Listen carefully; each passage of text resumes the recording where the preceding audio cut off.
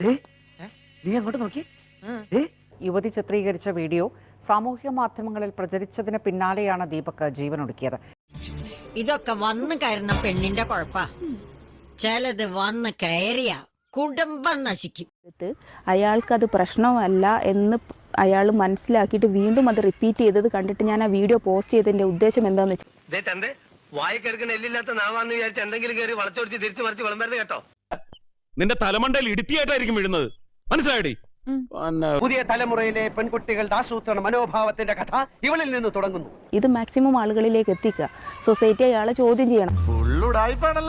നിന്നെയൊന്നും ഒന്നും ചെയ്യില്ല. നീ ഒന്നും നന്നാവരുത്. വഷളായി തന്നെ വളരണം. അപ്പൊ പിന്നെ ആരെയും തല്ലിക്കൊന്നോളൂ. ഈ കുടുംബം അത് അറിഞ്ഞു എന്നറിയുമ്പോഴും സൊസൈറ്റി അത് അറിഞ്ഞു എന്നറിയുമ്പോൾ മാത്രമാണ് ഇവർ ഈ ബിഹേവിയർ ചേഞ്ച് ചെയ്യാൻ പോകുന്നുള്ളൂ. മനുഷ്യബന്ധം, ദയ, കാരുണ്യം തുടങ്ങിയ വികാരങ്ങൾ ഇവൾ കന്യം. നേട്ടങ്ങളിൽ മാത്രമാണ് നോട്ടം. കീഴടക്കല്ലാണ് ഇവളുടെ സംതൃപ്തി. ഇതൊരു മെയിലിന്റെ നോർമൽ ബിഹേവിയർ അല്ല, ഇൻസ്റ്റിങ്ക്റ്റും അല്ല, ടെംപ്റ്റേഷനും അല്ല. പിന്നെന്താ? അൺകറക്റ്റഡ് ബിഹേവിയറാ. മോഹനനോട് എന്ത് തെറ്റാണ് ചെയ്തത്? നിന്റെ വർഗത്തെ കുറിച്ച് ഞാൻ പുരാണത്തിലൊക്കെ വായിച്ചിട്ടുണ്ട്. മണ്ടോദരി, പൂതന, ശൂർപ്പണക,